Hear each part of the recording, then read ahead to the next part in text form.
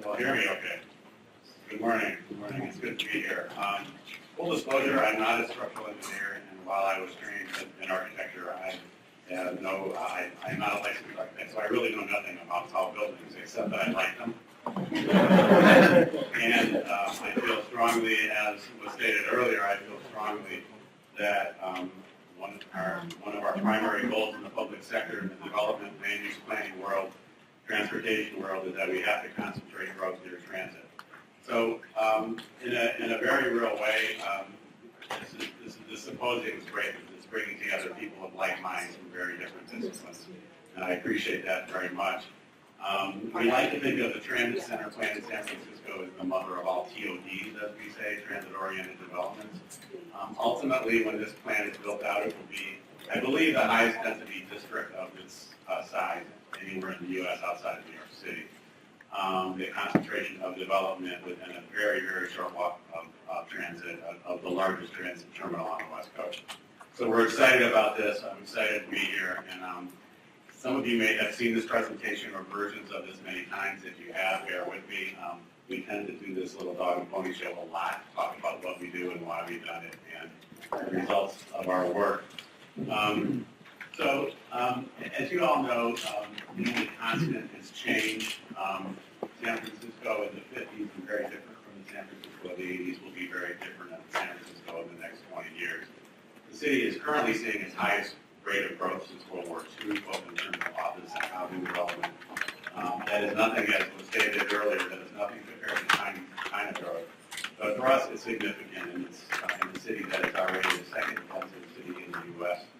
And we are seeing tremendous demand for the city, primarily for growth in the city, primarily due to the two largest cohorts in our population, namely the millennial generation and the baby boom generation, both moving back to cities in huge numbers. This is driving the growth. It's driving the cost of housing, which is frankly one of the things that keeps me up at night, and it's driving the demand for office and residential space. So the Transit Center District, as we call it, is really becoming the new heart of downtown. For those of you who know San Francisco, the traditional heart of downtown is the north side of Market Street, what we call the financial district. And the Transit Center plan is shifting this to the south. San Francisco, of course, is the tip of a very tiny peninsula in a very large region. And the area, the zoning map is what I'm showing you on the right, which shows you the heart of the city. The red is downtown, and the high-rise district of downtown. And the demand for growth in that area is huge and is continuing. And as we can talk about in a minute, we are reaching a kind of saturation point in development of that district, and we are being forced to look at potentials for tall buildings in other parts of the city as we grow at the pace we're growing. So outlined in orange is what we had initially called the kind of the core of the downtown, as was identified in the downtown 1985 plan. And even 30 years ago, when that plan was adopted, it recognized that the value of high-density growth around the city, around the downtown, should be based on the transit spot. In 1985, BART was about a decade old, and what the plan directed was to focus the highest density development within a 10-minute walk of the transit spot.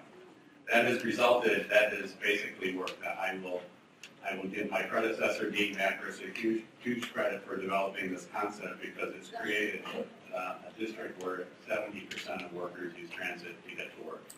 The density and the height of this district would not be possible if that were not the case. It simply would not be possible. The highest transit ridership of any district outside of Manhattan. So in the 85 plan, the other concept was to shift the density, the new growth, to the south, namely around what was then the Trans Bay terminal, which was essentially the large bus terminal that accepted all the bus traffic from the East Bay, and made the suggestion that creating a high-density district around that terminal was the appropriate thing to do.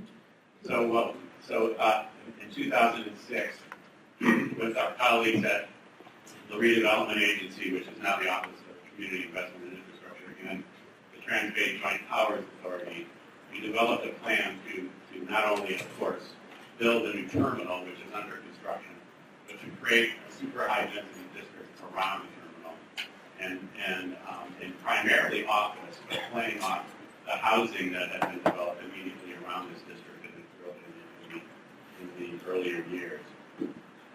The demolition of the Embarcadero Freeway was a key part of this element. This freeway was damaged, of course, in 1989 when Columbia Creek quake. And the decision was made to demolish this freeway with the requirement by the state that 35% of all housing in this district be devoted to affordable housing, and that the land would become available over time to develop that housing, which is now largely under construction. So, and in the meantime, we had developed very high density residential districts, namely Rincon Hill, to the south of this district, which has almost completely built out at this point in a very short period of time, with about 4,000 units of housing. And the major transportation investments, of course, which includes the terminal, the eventual tunnel connection to the 4th and King Station, which will complete the connection between eventually, we hope, we pray, I believe, the high-speed rail from Los Angeles to San Jose to San Francisco and ideally to the north. And the cross-section, of course, is Greg Clark's baby, which he will talk about in a minute, which is the Transit Center Terminal, which is under construction, which is a spectacular piece of architecture that we like to call the Grand Central Station of the West, except we have a 5-acre park on top of ours. The idea then, it's fairly obvious today, but the idea of concentrating super high densities around the terminal was not so obvious a decade ago. And the idea of connecting our planning and thinking between land use and transportation was not as obvious 10 or 20 years ago when I started my career, well, more than 20 years ago, when I started my career as it is today. So it is a brilliant concept in my mind. It takes advantage of a huge amount of investment that's happening in the city, both in public and private infrastructure. And it is creating this very high density district. And as I said, Fred will likely talk about this, but the idea is that the high-speed trains arrive at the lowest level. The buses arrive at the level above street, and the project is topped with a 5.5-acre park. This is fully under construction. You can go see the steel today. It is an impressive piece of work that extends for about 4.5 blocks right in the heart of downtown San Francisco, and just some images of that. So in terms of how we thought about this in the zoning, what you see in red is the outline of the district where we took a fresh look at all of the zoning and height limits and made a strong case to encourage very high density development.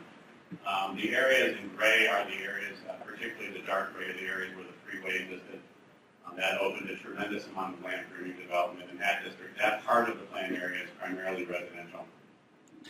And then, of course, the terminal is in the very dark band in the center. It really is about building a high-density district at transit, as I said, built on previous work of the last 30 years in planning in San Francisco. Significantly, one of the goals of the plan was to generate revenues to help pay for the transit infrastructure. The idea of land value recapture. As a planning official in city government, the limitations that we place on development sites with respect to zoning is a huge part of the value of a piece of land. So when we doubled the height limits in this district, we created enormous value. And we are capturing that value back, or a good portion of that value back, in terms of fees and special taxing district, which will help generate revenue for the actual transit infrastructure.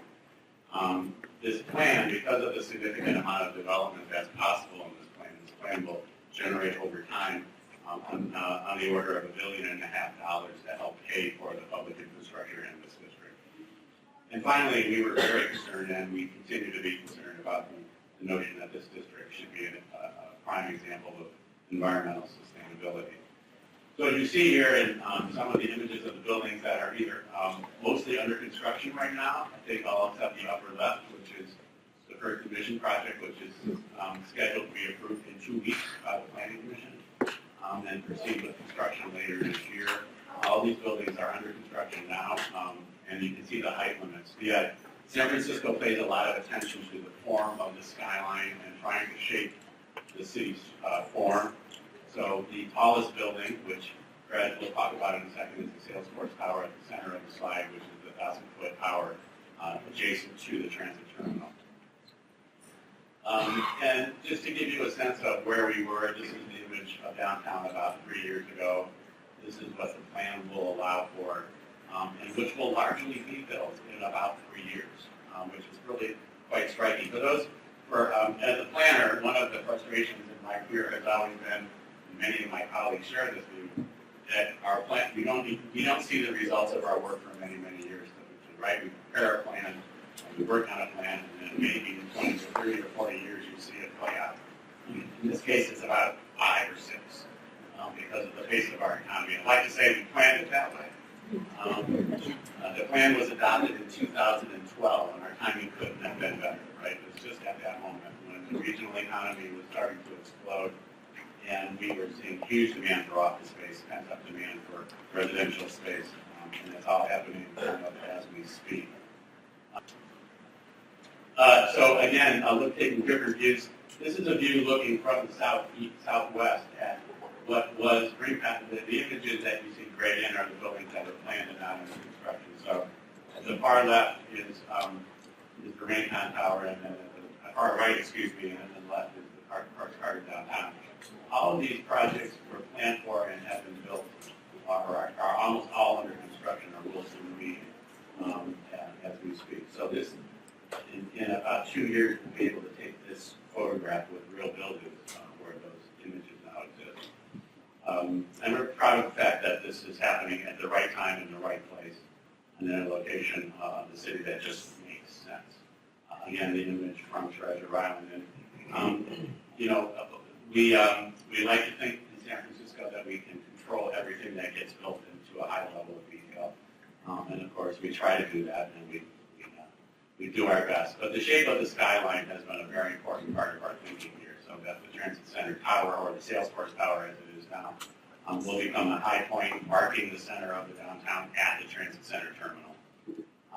And sloping down to the right, and then down, and then up again towards the bridge and the Greentown Hill development. That was a conscious decision. The height limits are specifically designed to create this urban form. So what does it allow? The plan allows for a total of around 9 million square feet of development in the form of mostly office, a fairly high number of housing units, hotel and retail space. And this is just within that very small rectangle that I mentioned. There are several thousand housing units being built adjacent to this district that are not accounted for in this particular diagram. Affordable housing, as I mentioned, is a huge part of this for us. It is a very important component. Because the land was publicly controlled in the form of the freeway, the state required us to set aside 35% of all housing units as affordable housing. This is a very high percentage. So this really, truly will be a mixed-use, mixed-income development of the best order, in my view. We also spend an awful lot of time dealing with what happens at street level. The lesson of San Francisco is that the life of the city happens on the street. How the buildings relate to the street, how they set back, how they provide retail activities, transparency of buildings is a critical part of how we design these spaces. And frankly, it's probably where we spend most of our time when we work with architects and developers in terms of the designs of these buildings. And then, of course, the actual street circulation and the public spaces. One of the great things about this district is that we'll take a district that had virtually no public green space and create 11 acres of new public space in the heart of the densest part of the city. That's, in my view, quite an achievement. Half of that space is the roof of the new terminal, which will have multiple connections to that roof, both from the adjacent buildings as well as the plaza on Mission Street with a funicular that will connect the street level to the rooftop part. But there will be many other public spaces as well, as shown in this diagram. So we are not only creating a super high density district, we are creating 11 acres of public open space in a district that virtually has none today. And then we are also very closely paying attention to the historic resources in the district. Again, with the goal that this is not just about creating density for density's sake, but creating a true mixed use, mixed income, diverse environment in the heart of the city. So you can see here some of the costs and some of the just go over the value of density, if you will. The public improvement costs are noted here between the pedestrian and street circulation, the transit itself, which at the writing of this slide, which is a couple of years old, is 2.6. That number has gone up a bit. The open space costs and the cost for creating a sustainable resource district.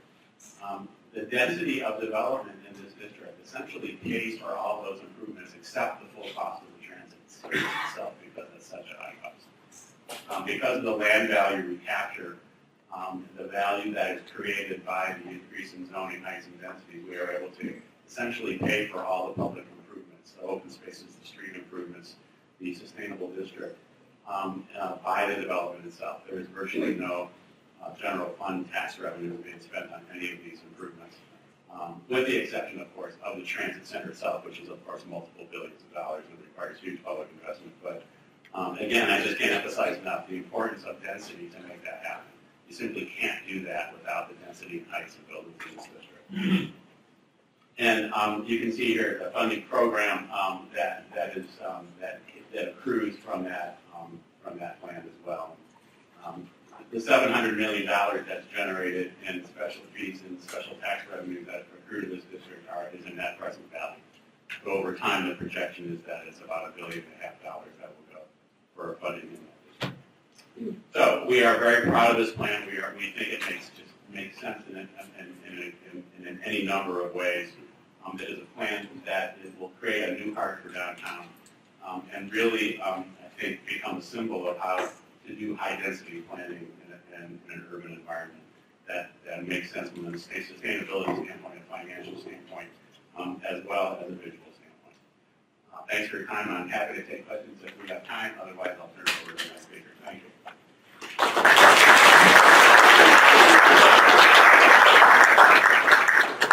We started late, but Tom brought us up. We have a few minutes for questions, so appreciate that, Tom.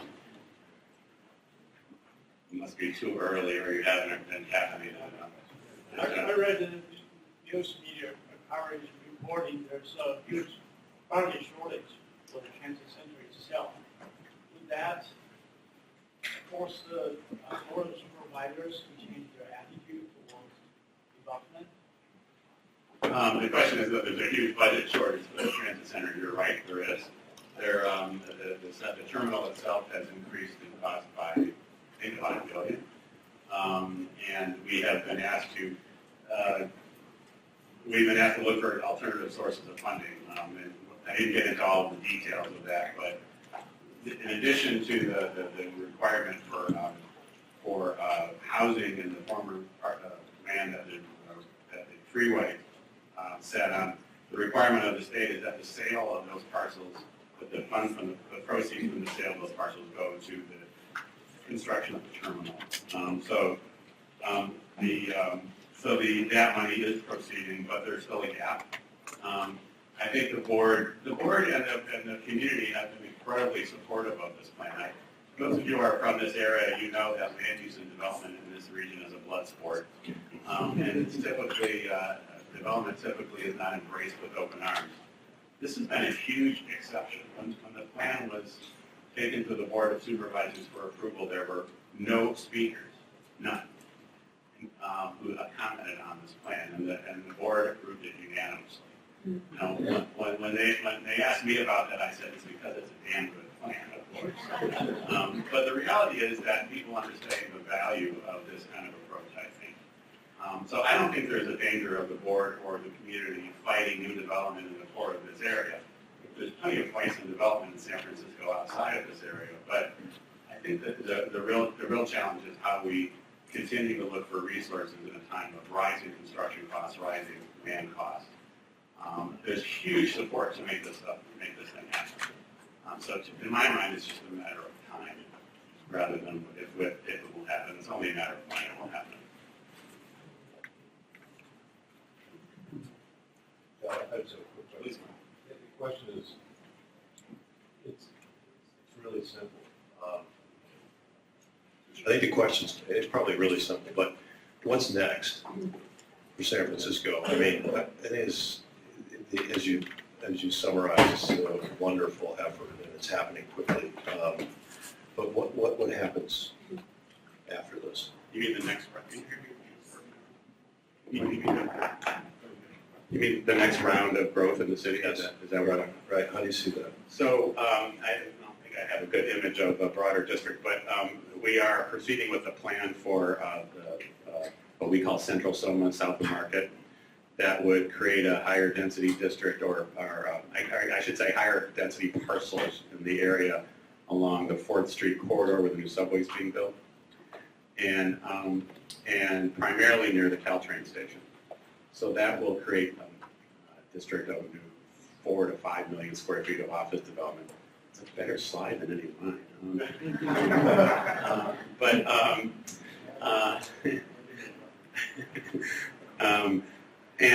So that is kind of what we see as the next round. It's in South of Market, where a lot of companies want to be, and what it allows us to do is think about the current preference for office space, which is of different character, larger floor plates, not side cores, as opposed to center cores, so more flexible space.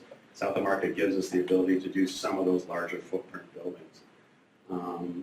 But that, and already we have something on the order of 7 or 8 million square feet of development proposals in that district, even though the plan isn't adopted in that. Development couldn't even be built under current zoning.